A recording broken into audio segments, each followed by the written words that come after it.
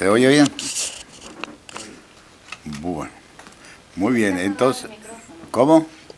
Creo que está apagado el micrófono. Está apagado. ¿Está bien? Ok. ¿Sí se oye? Ok. Bueno, el tema de hoy, o el tema que me asignaron, al menos el título, es como vamos a votar. Y realmente ese es el objetivo de mi charla de esta noche, pero realmente me voy a orientar un poco por el lado histórico. Yo soy un amante de la historia y de la geopolítica, y a ustedes pues no tengo que invitarlos a votar el domingo porque yo creo que la mayoría viven acá o están de paso y les va a ser difícil ir a Venezuela a votar, y una vez más coartándonos nuestros derechos ciudadanos, pues no podemos votar desde acá. Pero bueno, no importa. Nuestra misión sigue siendo luchar, tratar, impulsar y promover que nuestros compatriotas vayan a votar. Yo lo hago todos los días religiosamente, mando 20, 30 tweets. Cada vez que me entrevistan e invito a votar, siempre vamos a votar porque esa es nuestra arma más poderosa. Por supuesto, siempre hay gente pensando que los militares se van a alzar una noche de estas, o que la población va a salir en masa como el 12 el 11 de abril fue y 1 millón de personas en la calle caminando a Miraflores. Eso yo no digo que no puede ocurrir, pero no, yo creo que no es lo que está planteado a corto plazo. Y a corto plazo tenemos una gran oportunidad que nos dan estas elecciones. Estas elecciones, si lo hacemos bien, y hacerlo bien es muy sencillo, es ir, vamos a votar, es posible derrotar al régimen. Hay una serie de oportunidades que se nos presentan, la baja del precio del petróleo, que hablaré de eso ahora más adelante, el desprestigio del gobierno, el saqueo del erario público, el narcotráfico. Pare usted de contar, el país en ruinas. Entonces, si ante esta catástrofe nacional que estamos viviendo no reaccionamos, yo no sé cuándo vamos a reaccionar. Eso no quiere decir que nos vamos a rendir, pero yo espero que sí, que el domingo una buena parte de la población va a salir a votar. El venezolano no es muy votante, que digamos, no es que rechaza el voto, pero generalmente en Venezuela un 70%, un 60% es una cifra elevada de votantes. Ojalá que esta vez lo vayamos un poco más arriba, pero por fortuna, un buen grupo, que es muy difícil de saber la cantidad de partidarios del chavismo, pues están desertando, y si no lo hacen públicamente, pues aprovecharán. Espero que el voto sea de verdad secreto, y votarán en contra del gobierno. ¿Contra qué vamos a votar? Vamos a votar contra todo lo malo que está ocurriendo. Pero el problema que hay en Venezuela no es un problema solamente de los venezolanos, ni siquiera de los hispanoamericanos o latinoamericanos. Es un problema del mundo, y un problema histórico. Es el enfrentamiento de dos visiones, una visión absolutista del poder, donde todo el poder descansa en una persona o en un grupo muy reducido, que hace lo que le da la gana, no rinde cuentas y puede estar actuando de buena o mala fe, pero eso termina siempre en forma desastrosa y en una dictadura que nadie la soporta. El otro grupo es un grupo de gente como ustedes, como todos nosotros, que pensamos que el gobierno debe tener un freno, que debe haber, como dicen los americanos, checks and balances, ¿no? Aquí el que está mandando, alguien lo chequea, y si se le va la mano, pues lo paran. Esa idea del gobierno frenado, un freno, un balance al gobierno, pues es lo que se llama, es el nombre que le dio bueno, le dieron los griegos de democracia. Democracia es simplemente un sistema de gobierno en el cual los súbditos eligen a su gobernante por medio del voto. Mayoría, se elige gobernante cada cierto tiempo. El gobernante tiene un tiempo medido y el gobernante tiene checks and balances. No puede hacer lo que quiere, eso es lo que quisiéramos nosotros y realmente lo tuvimos. Bueno, yo tuve la fortuna de vivir buena parte de mi vida profesional con la democracia. Cuando ingresé a la Academia Militar fue en septiembre de 1957 y ese fue el último año, el presidente era Pérez Jiménez.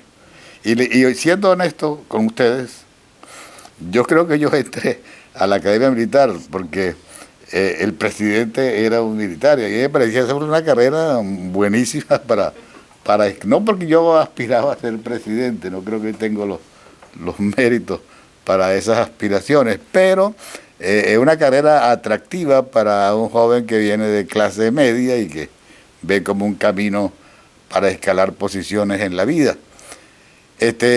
Por fortuna el presidente era Pérez Jiménez y Pérez Jiménez se presentó. Él cumplía 5 años de un mandato que se inventó él mismo. En el 52 fue el Congreso, escogido por él, que lo seleccionó como presidente constitucional y él se pavoneaba. El presidente Pérez decía, yo soy el presidente constitucional, y lo era. Él fue la constitución que él mismo implantó con el Congreso que él mismo nombró, lo nombró a él. Legalmente él era presidente constitucional, gústenos o no nos guste. Aparte de eso, sin duda, Pérez Jiménez fue un gran ingeniero, más que presidente, fue un gran constructor. Seguramente cometió algunas diabluras, por no darle un nombre peor ahora con el presupuesto nacional, con tantas obras y tantos contratos, y el precio del petróleo bien, pues probablemente él cuando se fue tenía las alforjas llenas. Eso no es raro en nuestros países y no es raro en muchos gobiernos. Eso no es para aplaudir, simplemente es un hecho de la vida que debe ser combatido sin duda, pero bueno. Entonces Pérez Jiménez, yo entro y ¿qué pasa? Al ingresar, Pérez Jiménez tenía que ir a elecciones en diciembre de ese año. Yo entré en septiembre, era cadete de primer año. Y cuando vienen las elecciones, bueno, todo el mundo, así como estamos diciendo ahora que los chavistas van a perder, pero que le vamos a dar una paliza fenomenal, igual decían en aquella época, pero a sotoboche, ¿no? Porque no, era una dictadura, era presidente condicional, pero era una dictadura, pero la gente sabía, pero y hablaban, inclusive de los militares, dentro de los militares, yo era un militar de muy bajo rango, yo era cadete de primer año, pero yo oía a los superiores hablando cosas, ¿no? Y había algo en el aire y decían, bueno, esas elecciones, Pérez Jiménez no tiene vida, así como decimos ahora, con los chavistas. Las encuestas de la época daban, creo que era 20% para Jiménez, 80% para la oposición, algo muy parecido a lo que está ocurriendo ahora por pura casualidad. Y Pérez Jiménez sin Smartmatic, pero en aquella época no hacía falta, él llega y va a las elecciones y gran sorpresa cuando aparece que él saca 87%. Y la oposición saca 13. Ahí ardió Troya. A las 2 semanas, los militares se alzaron. Yo sentía el caldo hirviendo allá adentro. Yo era un don nadie, ¿no? Cadete de primer año, pero yo veía que esos oficiales estaban todos conspirando. Aquí iba a pasar algo, no sabía qué iba a pasar hasta que finalmente, bueno, yo recibí la orden de alzarme con el resto la noche del 31 de diciembre para el 1 de enero. Y, sin embargo, Pérez controló el alzamiento, porque él logró capturar a algunos de los involucrados antes, pero la cosa siguió y fue creciendo hasta que el 23 de enero el clamor público era tan generalizado. Habían protestas, había huelgas, en los cuarteles sonaba que algo venía. Y Pérez Jiménez decidió irse. A Pérez Jiménez realmente no lo tumbaron. Él decidió irse. Fue inteligente. Pérez Jiménez era inteligente. No era muy honesto, pero sí era inteligente. Y él dijo, bueno, vamos a dejar las cosas de este tamaño y se fue. Desgraciadamente, Maduro, bueno, primero que no es el que va a ser electo o rechazado el domingo en las urnas. Segundo, que no es inteligente para nada, ¿no? Entonces, Maduro, pues, a Maduro no le pasa nada el domingo, pero una derrota del chavismo el domingo va a ser fatal para él. Inclusive, y eso es lo que yo promuevo y digo siempre, cualquier cosa que ocurra en el tiempo, o cualquier cosa que ocurra no en el tiempo, que ocurra el próximo domingo, se le va a ir en contra a Maduro. Primero, si gana la oposición, que es lo que todo el mundo desea y lo que esperamos y lo que debe ocurrir, pues esto facilita las cosas para el futuro. Pero si ellos cometen fraude, que es la única forma de que puedan ganar, pero eso está en sus manos, ellos lo pueden hacer. Así como Pérez Jiménez cambió la cifra, estos tienen más herramientas para hacerlo. Y puede ser que se atrevan. Eso sería una muestra de estupidez elevada a la enésima potencia, pero bueno, para eso tienen a Maduro, que es experto en esas artes, ¿no? Si ellos ganan, entre comillas, el clamor popular, yo me imagino que va a ser algo muy parecido a lo que ocurrió con Pérez Jiménez en el 57 y que se tuvo que ir en enero del 58. Les decía que, de manera que yo tengo buenas expectativas y bastantes esperanzas y bien fundadas para el próximo domingo, aún que nos hagan trampa. Espero que no nos hagan trampa, no lo deseo, no lo promuevo, pero yo creo que si no hacen trampa, el nivel de la lucha va a aumentar, y la ventaja que tenemos ahora es que el mundo exterior, que antes no le importaba lo que ocurría en Venezuela, ahora se está preocupando. Hubo una ola de izquierda que azotó a Latinoamérica en los últimos 10 o 15 años. Y buena parte de Latinoamérica, incluyendo Brasil, y bueno, el ALBA actual, se convirtieron en países, vamos a llamarlos rojos, que no se declararon comunistas, sino socialistas. Pero para que no tuviéramos dudas, este señor llamado Fidel Castro dijo hace como unos 2 o 3 años, le preguntaron, bueno, ¿cuál es la diferencia entre comunismo y socialismo? Dice, comunismo y socialismo es lo mismo. Realmente para los comunistas se dieron cuenta que, hablando en venezolano, los venezolanos, cuando alguien está desprestigiado, dicen que está rayado. Entonces el comunismo en el mundo está rayado, tiene una mala cara, fea, sucia, es el ogro, es el bandido, es el malo, es el dictador, etc. Y entonces ellos tenían que lavarse la cara, y lavarse la cara es llamarlo socialismo. Socialismo era, porque ya ni tampoco lo es, pero era un poco más atractivo. Socialismo que el comunismo. Socialismo parecía que tenían corazón, mientras que los comunistas eran unos matones, asesinos, ¿no? Y los socialistas como que eran buenos. La gente le venía a la mente los socialistas europeos, los franceses, los suecos, hasta los españoles, el Partido Socialista Español. Y para no quedarnos atrás, en Venezuela todos nuestros partidos son socialistas. Acción Democrática, Partido Socialdemócrata. El COPEI, Partido Social Cristiano.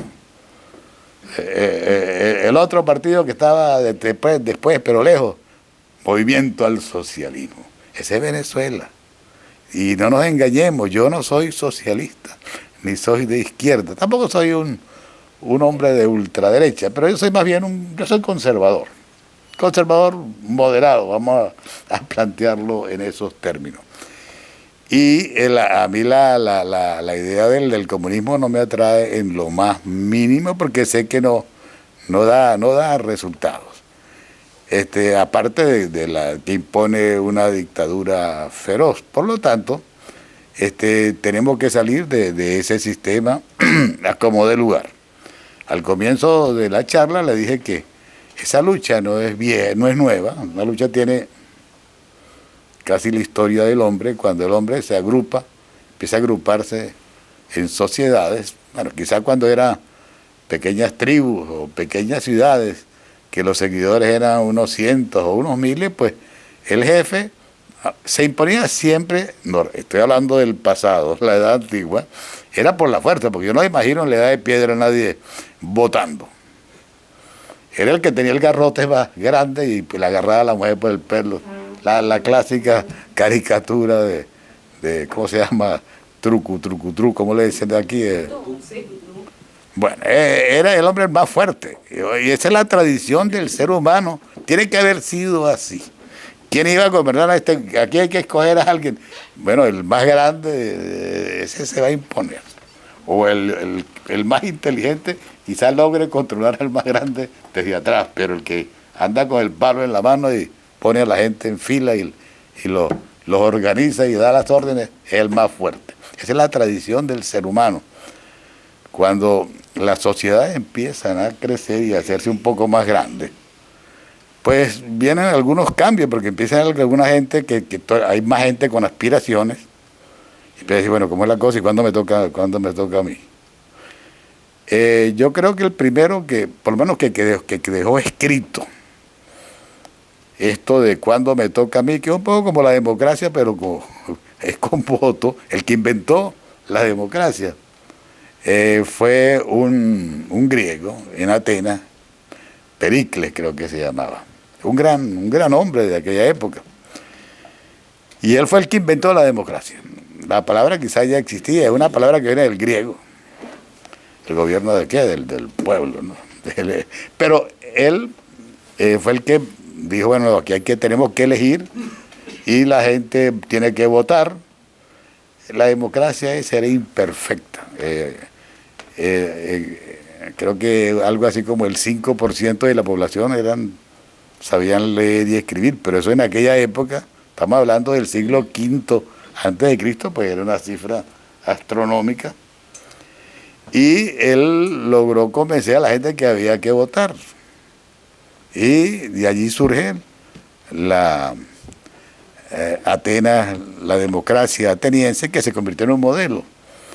Pero eso no duró mucho, porque había unos vecinos en la ciudad al lado que era Esparta, que eran militaristas, guerreros, autoritarios, y eso no se comían las historias de ir a votar y decir, ahora a votar no, aquí no hay voto.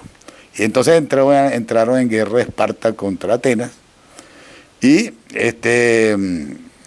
Atenas le ganó a Esparta, increíble. Los demócratas lograron derrotar a los militares de Esparta, pero los espartanos no eran tan tontos. Los espartanos entonces se fueron ahí al lado. El lado es al país de los persas, que hoy se llama Irán. Y se hicieron amigos ahí de Ciro el Grande, ustedes han debido oír ese nombre.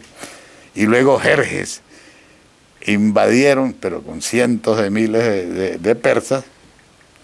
Ellos, los persas, venían con la idea, que es la idea, viene del oriente esa idea, que ya era un imperio, el imperio persa. Cuando ya es un imperio, ya el jefe, si es un jefe omnímodo, si es un dictador, ya no se siente que es un hombre normal. Uno puede ser un hombre normal si yo lo dirijo a ustedes, pero si yo dirijo a 10 millones o a 100 millones o a 1000 millones, pues ¿quién evita que yo me llame a mí mismo o me considere Dios? Y eso fue lo que pasó con ellos. La gente vino con esta idea del Oriente, del mundo de los persas, que el poder político, el poder militar y el poder religioso lo tenía una sola persona. No estamos hablando de los clásicos tres poderes del francés, ¿cómo que se llama?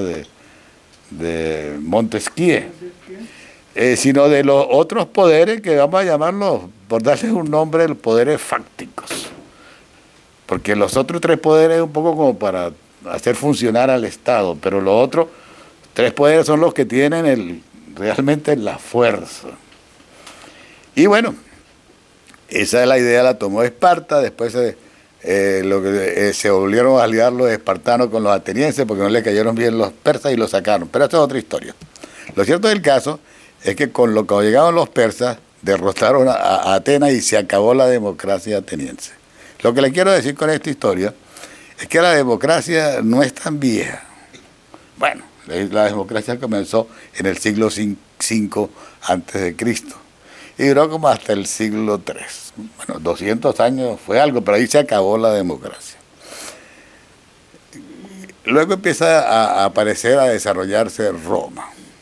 Aparte de Alejandro Magno, pero no vamos a entrar hoy en ese tema porque no hay tiempo. Esta historia, pues yo puedo pasar todas las noches hablándole de historia. Pero llegan los romanos, y los romanos estaban muy impresionados con el modelo ateniense. Y Roma inicialmente fue una república. Era un pequeño imperio, era Roma y 3 o 4 ciudades, pero era una república, pero cuando apareció Julio César, ese fue el que luego lo llamaron Augusto. Bueno, después cuando llegó, Julio César fue un general, ustedes lo saben, romano muy exitoso, que bueno, ese era como Tarzán de aquella época, donde iba él ganaba, pero ganaba sobrado.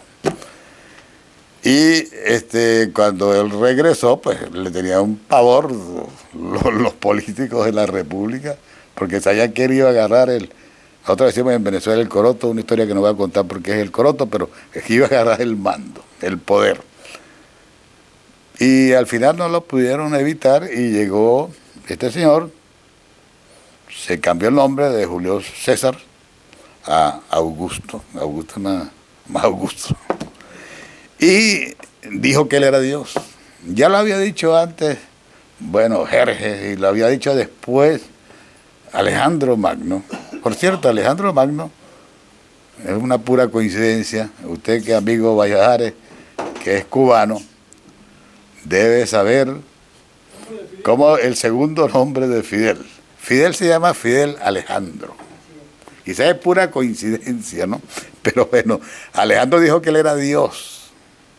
Y él se convirtió en el poder civil, poder militar y poder religioso de Macedonia. Y fue emperador. Lo mismo hizo Julio César. Y a partir de Julio César, mientras duró el Imperio Romano, pues aquello fue una dictadura férrea, y ahí se acabó la República. La República es donde hay poderes, y hay balance de poderes, y hay ese tipo de cosas. El imperio no, el imperio, el poder está en un solo lugar. Bueno, de manera que la democracia desde el siglo III a.C.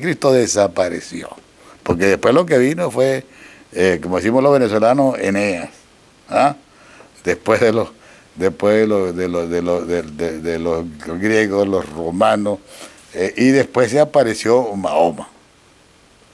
Óvala. Y Mahoma también, un hombre muy inteligente, el siglo VI después de Cristo.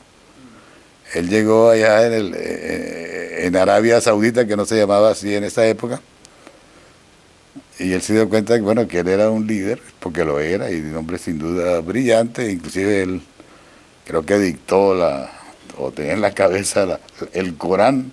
Él es el padre de esa religión, que la sacó de la nada, de su mente. Y es una religión que yo no la comprendo bien, pero debe tener una fuerza, la tiene, sin duda, sobre sus seguidores. No todos, pero muchos de los islámicos fundamentalistas, eso, matan y se dejan matar por sus creencias. En cambio, la mayoría de los católicos quizá no llegamos a esos extremos. ¿Ah? A lo mejor matamos, pero no nos dejamos matar por la religión. Quizás estoy cometiendo un sacrilegio, quizás aquí hay gente muy católica que sí lo haría. Yo no, pero yo soy católico y cristiano y todo lo demás. Bueno, pero lo mencionan a los islámicos porque ellos pusieron su sistema donde quedaba claro, ahí no hay ninguna duda. La constitución del Estado Islámico, que hoy llamaron califato, el imperio islámico, es el Corán. De ahí sale una serie de reglamentos que forman unas leyes que se llaman Sharia. Y es una dictadura y el poder religioso, los ayatolás, ellos mandan sobre el poder político y los militares los nombran ellos. Y ellos son los que mandan en los estados islámicos, véanlo en Irán, son los ayatolás. Ahora vemos con preocupación que el último estado islámico, el último califato que existió antes de ISIS, bueno, ISIS existe y no existe, es como un califato virtual, pero ese califato era el califato otomano, el imperio otomano. Y como nosotros no, o creo que, no sé si aquí hay algún musulmán presente, sin ánimo de ofender, como no creemos, no somos musulmanes, pues aunque yo no existía en esa época, cuando es derrotado el Imperio Otomano en la Primera Guerra Mundial y se desploma, apareció un general de un grupo de militares jóvenes que llamaban los jóvenes turcos. Ataturk toma el poder y declara inexistente al califato. Él acabó con el cuento del califato e impuso una democracia ahí, no perfecta, pero una democracia para los estándares de esos países. Lo traigo a colación porque ahora el actual presidente Erdogan está tratando de enmendarle la plana a Ataturk y está tratando de volver al califato. Bueno, pero esa es otra historia que la veo muy lejos, pero no está tan lejos, porque el califato y esa idea es la idea del poder absoluto que está contra la idea de la democracia. Así sigue el mundo andando, viene la Edad Media que prácticamente no ocurrió nada. Y fueron como, no sé, como 5 o 6 siglos perdidos para la humanidad. Y de repente empiezan a suceder cosas. Llegamos a una época donde había unos reyes, lo que llama el ancien régimen. Yo no hablo francés, quizás tú, Beatriz, sabes cómo se pronuncia, el antiguo régimen, pero bueno. Y entonces esos reyes también decían que eran representantes, eran divinos. El rey era divino, o sea que todavía, y estoy hablando de los reyes de España, de los reyes de Inglaterra, de los reyes de Francia, eran divinos y tenían el poder militar y el poder civil, de manera que ahí no había democracia. Pero llega el siglo XVI, XVII y aparecen unos locos, porque me imagino que, así como deben haber visto a Pericles en la antigua Grecia, los atenienses y los persas como un loco, pues me imagino que cuando aparecieron esta gente que llamaban del iluminismo, como tenía otro nombre, la ilustración, y aparece una serie de genios mundiales, una lista de por lo menos 20 nombres de gigantes de la humanidad. Entre ellos, no porque fuera el más grande, sino porque me interesa para el tema que estoy desarrollando, pues estaba Montesquieu, que fue muy importante para todas estas ideas. Porque él es el que luego prácticamente redacta algo, pero lo que hizo fue realmente copiar el modelo que había implantado Pericles y que funcionó un tiempo en la República Romana. Y él, pues, plantea su sistema, y los primeros que compraron fueron los americanos, porque por esa fecha que andaba esa idea por ahí de moda, era una idea revolucionaria, a los americanos se les ocurrió alzarse y vencieron a Inglaterra y se declararon libres. No solamente eso, los americanos, a diferencia de nosotros, decidieron que al estar independientes que se iban a mantener unidos en una confederación donde cada provincia tenía autonomía relativa, pero había un poder central. Pero luego ocurrió algo muy importante que es lo que yo creo que marca la diferencia con nosotros.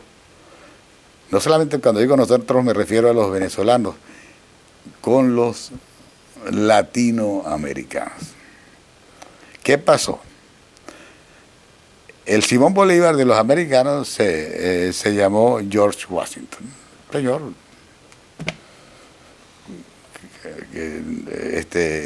no es ensalzado aquí en los Estados Unidos como nosotros ensalzamos a Bolívar, por ejemplo. Para nosotros Bolívar es un santo, un hombre demasiado grande, un hombre que no cabe en quizá no cabía en Venezuela. Un genio. Probablemente lo era. Pero yo creo que también Washington lo era, pero los americanos no sienten esa devoción por Washington. Y lo que hizo Washington fue increíble. Déjeme contártelo antes de llegar al tema que es el tema de la conferencia. Pero ¿cuánto tiempo llevo? No, todavía me queda ¿cuánto? 10 minutos. ¿10 minutos? 5. ¿Ah? Entonces, pero esto se lo voy a contar ahora y luego lo demás, si me das tiempo, le cuento algo de Smartmatic, que es otra historia interesante. Lo que pasa con George Washington es que en 1800, cuando ellos declaran la independencia, en 1773, 76, ellos decían que se iba a redactar una constitución, pero eso no terminaba de redactarse. Y en ese tiempo, en ese periodo, hay un alzamiento en Massachusetts de un militar de apellido Shea, creo que era un coronel, así, tipo latinoamericano. Yo no creo en esto de la democracia y la confederación. Aquí debe haber un estado centralista y aquí debe haber una dictadura. Y entonces la gente que estaba en la convención, porque no tenían presidente los americanos, entonces lo gobernaba una convención, un grupo. Y entonces llamaron otra vez a Washington, que estaba en su casa. Washington, al terminar la guerra, se quitó el uniforme y se fue a su casa. Estaba, como decimos los militares, de baja y se retiró. Usted lo llama y dice: mire, señor Washington, necesitamos que usted tome la presidencia. Entonces dijo: no, ya no va a tomar la presidencia si no hay una... no, le dijeron que necesitamos que usted vuelva a las Fuerzas Armadas, se uniforme de general y tome la presidencia. Dijo: aquí no puede haber un presidente mientras no haya constitución. Y yo creo que la constitución debe, de acuerdo con esa constitución, el presidente debe ser electo. A mí ustedes no me van a nombrar presidente. Yo quiero participar no como militar, yo quiero participar como civil en unas elecciones. Y si me eligen, bueno, yo seré presidente. Si no, pues será el que el pueblo decida. Fíjense la elección de ese hombre. Yo soy un gran admirador de Simón Bolívar, pero Simón Bolívar no se quitaba el uniforme ni para ir al baño. El uniforme era parte consustancial de él. Eso no lo hace una mala persona. Simplemente que él necesitaba el uniforme y el sable, ¿no? Sin duda, cuando yo tenía un sable y un uniforme, yo me sentía más poderoso que ahora, ¿no? Pero para un país eso no es bueno, porque vuelve a unir la figura del militar, casi un dios, porque Bolívar era un dios para nosotros, con el poder político, el poder militar y casi el poder religioso, porque nosotros no era que decíamos que Bolívar era Dios, es que nosotros lo amábamos y lo amamos como si fuera un Dios. Bueno, lo cierto del caso es que esta fue una gran lección. Cuando se independiza Latinoamérica, la historia es completamente diferente. Cada país se fue por su lado, porque realmente las colonias estaban muy separadas, no había buenas vías de comunicación, pero había algo también más importante. Habían muchos líderes locales, porque España logró que cada colonia fuera relativamente independiente de la otra. Por lo menos los venezolanos no sabemos casi nada de Cuba. Nosotros empezamos a saber de Cuba en forma después de que aparece Fidel Castro. Antes no era que Cuba no existía. Yo me acuerdo que para mí Cuba, y sin ánimo de ofender aquí al amigo Valladares, era Tongolele. No sé si alguien aquí es suficientemente viejo, quizás Plácido Higuerey, que me lleva como 3 años. Tongolele es una gran bailarina cubana de los años 50. Está viva. Y sí, está viva, pero eso, para mí Cuba era Tongolele. Yo de una vez las veía, las masas moverse allí, en mi mente, ¿no? Entonces, pero igual, Argentina algo que quedaba muy lejos. No era que no era importante, los mexicanos, las rancheras, pero no había una afinidad para decir nosotros pertenecemos a la misma raza, hablamos la misma lengua, tenemos la misma religión, tenemos las mismas costumbres prácticamente, la comida se parece, tuvimos la misma madre patria, teníamos todo para hacer una sola cosa. Y no fue que no lo intentamos. Nosotros tuvimos a Simón Bolívar, antes a Miranda, que tenían la idea de unir a las colonias después de la independencia. Bueno, Miranda, por pero por información de Bolívar, fue enviado detenido a la Carraca. Bolívar lo intentó, iba avanzando hacia el sur para unir a América Hispana y luego iba a regresar a tomar a Cuba, Puerto Rico y México. Ese era el plan de Bolívar. Bolívar era el Napoleón latinoamericano y tenía mucho mérito y mucha capacidad, muy inteligente y valor personal. Pero cuando iba hacia el sur y llega al Ecuador, y estaba en Guayaquil, le dicen que ya en Perú están los argentinos, el general San Martín, que venía del sur, y ahí se encontraron las dos fuerzas poderosas, patriotas, y yo creo que los dos hombres se admiraban mutuamente, se reunieron una noche, me imagino que tomaron unos vinos y hablaron. Nadie sabe qué hablaron, fue una reunión secreta. Pero al otro día Bolívar dijo, yo llego hasta aquí, y lo mismo hizo San Martín.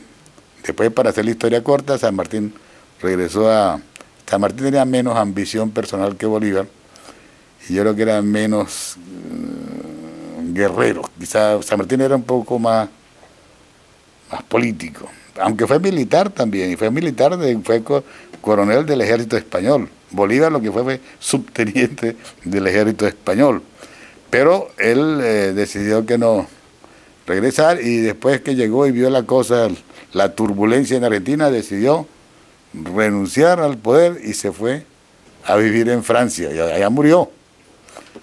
Bolívar no, Bolívar entonces decidió que ya tenía 3 países y que iba a formar ahí su pequeño imperio. Más adelante vería si seguía hacia el sur o tomaba a Cuba, Puerto Rico, etcétera, etcétera. Pero en ese proceso se consiguió que había en cada colonia, incluyendo Venezuela, había jefes locales también muy caracterizados, que no eran fáciles de controlar, y aunque respetaban a Bolívar, no iban a aceptar lo que él dijera, y la promesa que había era que la Gran Colombia iba a ser una confederación como los Estados Unidos, con estados relativamente autónomos.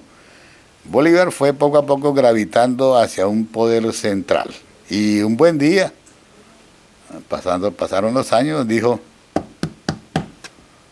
yo voy a ser dictador de la Gran Colombia, y dictador a perpetuidad. Y entonces los jefes locales empezaron a mirarlo. Entre los venezolanos estaba General Páez, que, bueno, aquí hay algunos que no son venezolanos. General Páez, quizás después de Bolívar, fue el segundo militar de más nombradía en Venezuela. Yo, como militar y que me gusta la historia, considero que Bolívar fue el estratega, el estadista, hasta el político. No porque no se atrevía a combatir, también, pero Bolívar medía como 1,5 metros. Bolívar era un hombre pequeño y enjuto. Páez era un hombrón fuerte, llanero, peleaba siempre delante de sus tropas con una lanza y cogió una fama increíble y era un hombre bravo.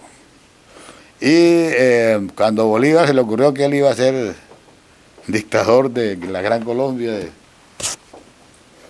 no, pero también había un colombiano también más o menos, quizás no tan guerrero, pero sí muy inteligente y preparado, el general Santander.